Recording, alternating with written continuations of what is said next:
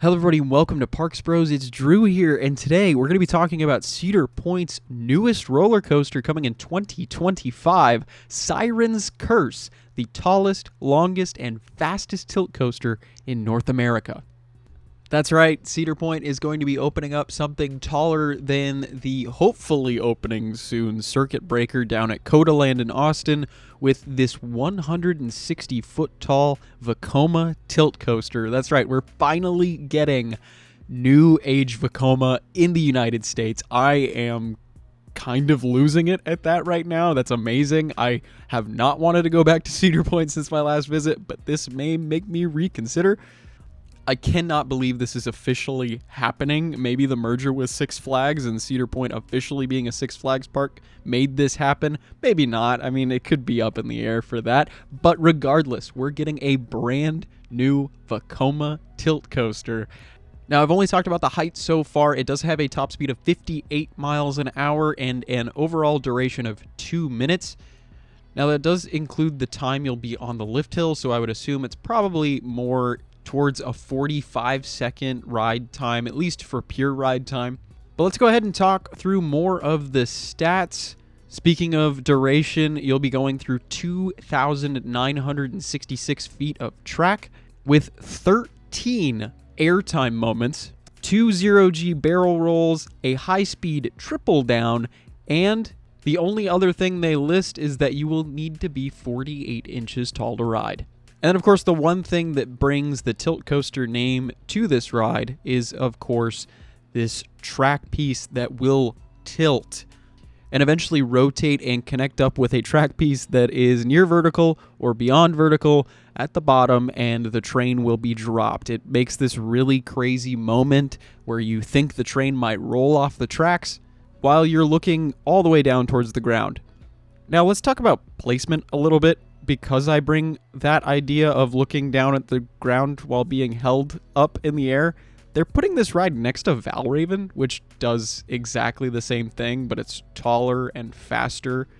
Now, don't get me wrong, I think tilt coasters and dive coasters are very, very different, and especially these two differing models from completely different companies. But I feel like a lot of regular park goers might see them as pretty similar. In essence, they kind of do the same thing. Your train stops at a moment, you kind of tilt towards the ground looking down at it, and then you go down.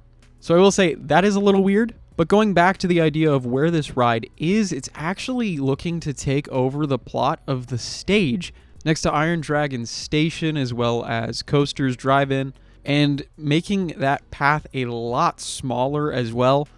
So unfortunately, entertainment is going to be taking the brunt of this new edition by potentially losing out more on it throughout the park. Hopefully, they're able to add more in other places around the park, but it does feel like in recent years that has gone the wayside.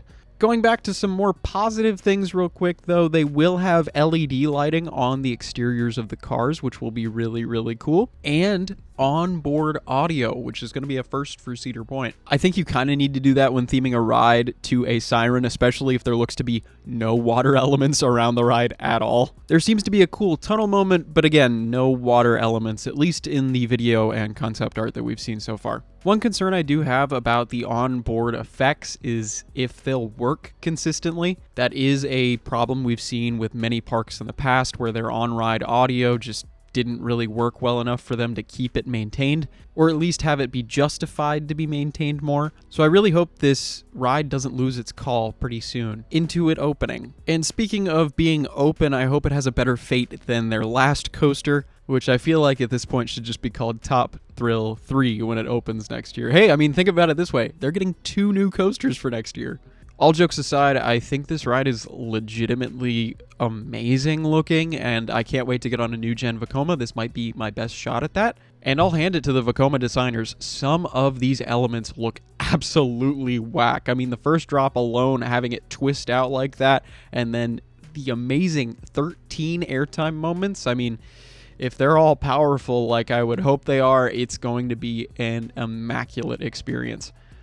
Going back to the idea of theme, though, I will say I'm really not sure why they called this Siren's Curse outside of the idea of speakers being on ride, just because there seems to be absolutely no theming or a color scheme that even relates to that idea.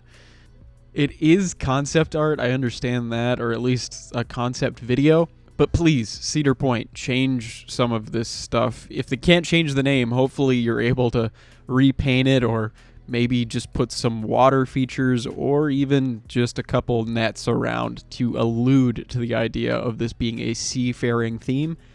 Because I think the idea of a siren being in Lake Erie is a really, really cool one that could be utilized in a great way. But not with a red and gray color scheme with lime lights and no water anywhere near it, even though it's on a peninsula. I feel like I'm poking and prodding a little bit here and there, and it is kind of true. But all of those jokes aside about the ride and, possible worries I have for it, I am genuinely incredibly excited for this ride.